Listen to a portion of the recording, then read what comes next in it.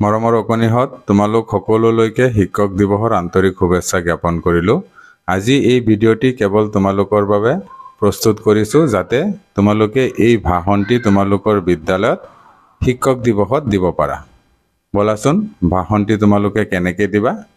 ভিডিঅ'টি skip নকৰাকৈ সম্পূৰ্ণ ভিডিঅ'টো চালে তোমালোকে নিশ্চয় এই ভাষণটি তোমালোকৰ বিদ্যালয়ত দিব পাৰিবা।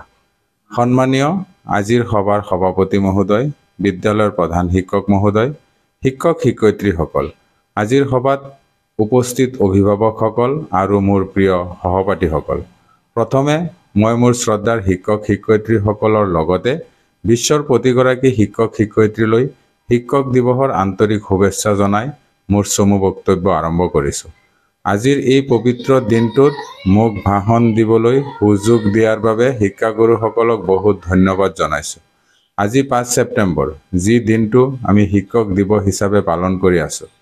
এই দিনটো আমাৰ বাবে এক বিশেষ দিন, কিয়নো 5 ছেপ্টেম্বৰ হৈছে ভাৰতৰ প্ৰথম উপৰাষ্ট্ৰপতি তথা দ্বিতীয় ৰাষ্ট্ৰপতি ডক্টৰ সৰ্বপল্লী ৰাধাকৃষ্ণনৰ জন্মদিন। তেওঁ ৰাষ্ট্ৰপতি হৈ থকা অৱস্থাত ছাত্ৰ ছাত্ৰীৰ এটা দলে তেওঁৰ জন্মদিন উদযাপন কৰিবলৈ অনুমতি বিচাৰিছিল।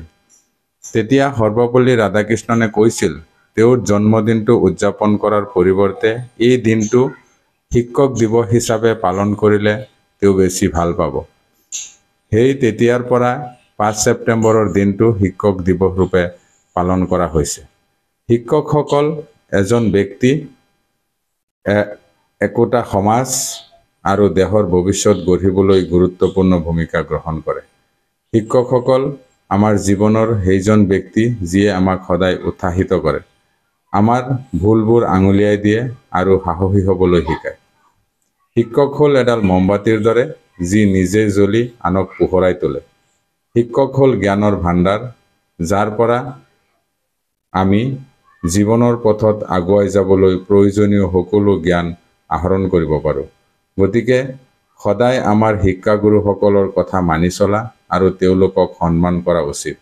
শেষত সকলোকে পুনৰ এবাৰ শিক্ষক দিৱসৰ বহু শুভেচ্ছা জনাই মই মোৰ চমু বক্তব্য সামৰণি মাৰিলোঁ। ধন্যবাদ।